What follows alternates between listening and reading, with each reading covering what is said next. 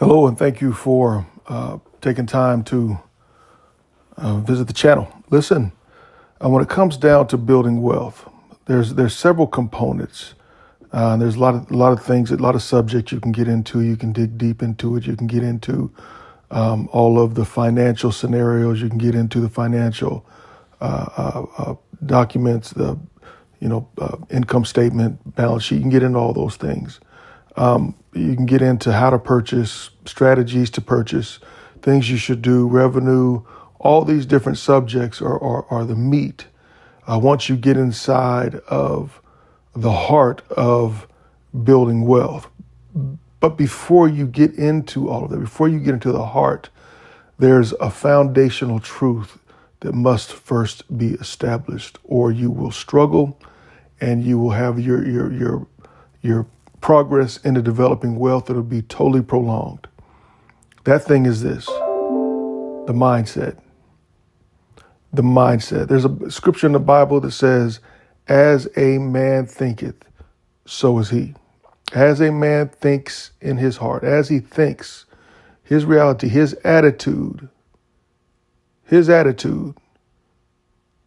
is what he's going to be. And so the thing is there has to be first, before you get into the depth of it, there must be a changing of the guard of the tenets and the foundational beliefs that you have in your mind.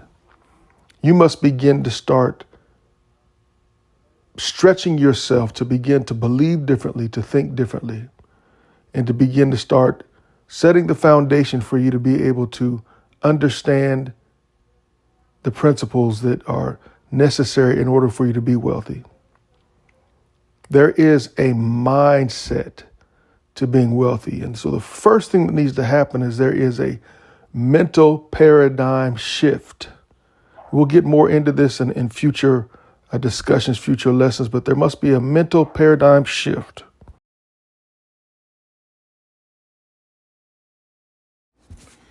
A mental paradigm shift that says that you have within you the inner core belief that you deserve your Father's best, that you're not somebody who is beneath anybody, that there's a place for you and it's always underneath, that you're not afraid to step out and have the best things in life. We've been somehow conditioned to believe that if you're being greedy and you're being worldly, if you are trying to have good things in your life and you're trying to have the best. And I have to tell you that that's a lie.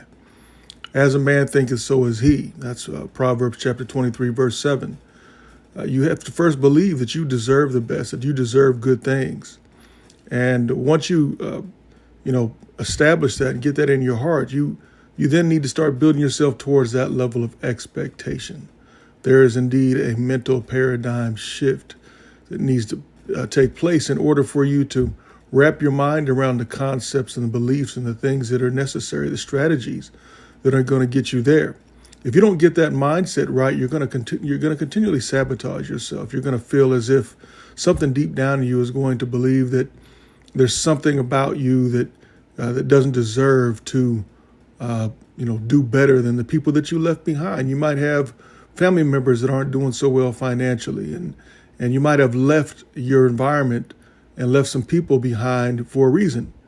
And maybe there's some guilt inside you that you feel like maybe you shouldn't, you don't want to drive a certain type of vehicle or live a certain way because you don't want to be showing off. Well, you're going to have to kind of grow up. You really are. You have to understand that those of you who are believers and have a relationship with the Creator, you have to recognize that He gives, the Bible says that to whom much is given, much is required. And it also talks about the talents, and the faithful servant was the one that took the talent. He reinvested those talents and he did what he could to make the most of it. Now, the things that you've been given is you've been given brain capacity. You've been given air. You've been given these things not just to simply just maintain and, barely scratch the surface in your life, but you've been given brain power. You've been given energy. You've been given the gift of life to begin to invest your time and your energy into developing what is so important, and that is a financial IQ. That's the next thing after you get that mental paradigm shift, where you begin to start recognizing that you're worthy of the best, is you have to work towards building a financial IQ. You have to do what you need to do to improve your relationship with money. You have to establish a relationship with money. You have to recognize that you need to be a faithful steward over all things. It's so important, to recognize that, there's a process to this thing. And first getting the mindset correct begins the process. And then once you get the mindset right, the attitude towards working towards it, it's not going to happen overnight. You need to get out your head that it's going to be just a quick, get rich quick thing. Very rarely does anybody hit the stock market and they're rich overnight. People who win cryptocurrency and they become wealthy, it doesn't happen. It very rarely doesn't happen very, very quickly. There's usually a time where there's investing and there's a sitting period where you believe in your investment and that you're waiting for that thing to come to fruition for you, to where you're going to get a return on your money. There's lots of principles. There's knowledge that needs to be acquired. There's knowledge of financial statements and all that I mentioned before. And, you have to start working towards that. Now, one of the things that really helped me and helps a lot of people is, and I'll tell you, this person is very, very influential. His teachings are very, very good, and I recommend that you go out and get his book. Robert Kiyosaki. He had a groundbreaking book called Rich Dad, Poor Dad. And the whole premise of the book is basically he had two dads. He had his own biological father, and he had his friend's father. And he called each of them dad. He was close enough to his friend's father to call him dad. And his dad, his own biological father, did everything according to the book. He went to school. He got the good grades. He magna cum laude, all that good stuff. He went on, got his college degrees, graduated with honors, and went on to be superintendent of schools there in Honolulu, Hawaii, or one of the islands in Hawaii. What we would all think is a very good life. Then just put him over the $100,000 mark, probably, just maybe about $150,000 a year. And we think that that's really living. That's the way we've come. We believe that over $100,000 is really it, and so he found that his friend's father was the one who did not have the education per se.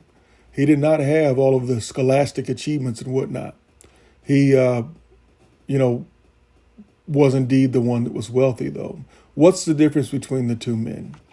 The one father had all the education. Yes, he had $150,000 a year salary, but yet he was still under control. What do I mean? Well, that's what you get when you go to school. When you go to school and everything is built around school, they don't really bring you in there to teach you how to be independent and how to be wealthy. You're being trained to be an employee. And as an employee, just as a superintendent, even though you be making good money, you're still in a place of danger. Why? Because somebody has the power to pull the carpet from underneath you, the rug from underneath you, and your world can collapse if you suddenly start losing that income.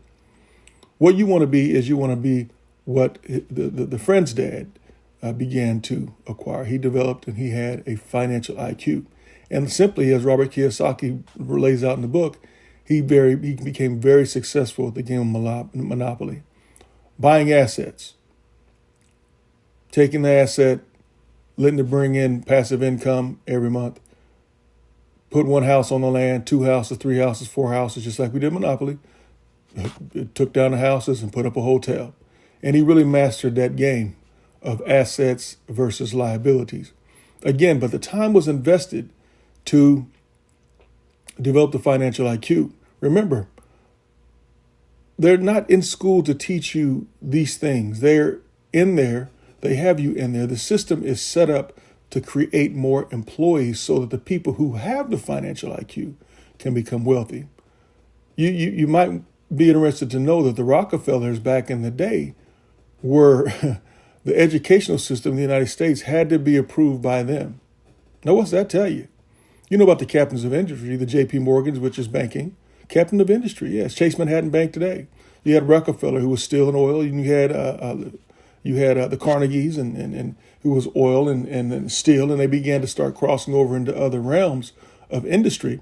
But they controlled a lot of the mental frame patterns and the framework according to the way people of what made up what people thought, the way that they built their lives around, the way they built their values. Just think about the power to be able to put something in a book that came out of your head, truth or not, and have the masses believe that very thing, build their whole lives upon it. And then here you are 2-3 generations later, and you're trying to fight people to get that out of their head because there's something in that flawed, and it's causing you to continually be a captive to these people who are only using you for monetary gain. This is what we want to break. We want to break. We men, we want to use this strength and this thing that we have within us, this testosterone, this power. Women, we want you to use your savvy, your strength, your intelligence, to build families. But why? Why? I want to free my children from the financial bondage. I want to free them from the slavery that all of us have been on. Yes, they freed people. They emancipated people 1863, 1865, whenever it was signed. Ounce once, signed another. We want to free them from that. And the way that we do that is we begin to work on the mindset and begin to teach them the principles that will cause them to not have to be stuck being slaves or employees. But I've got my children learning how to be business owners. That's what we're focusing on this channel. I'd admonish you all to like, share, subscribe, share this with your friends, share this with your family. And let's begin together a process. Let's start building the path and the road together where we can begin to free our people, and begin to set them out on the road of prosperity. There's a great move and a shift happening out here right now, folks. Whether you know it or not, you can be part of that. You can be a trailblazer. You can be an initiator. You can be a business owner yourself and begin to go out here and get these millions and billions that are on the table and are able to get. So thank you for watching. Thank you for being part of the channel. Again, I tell you, like, share, subscribe. Thank you.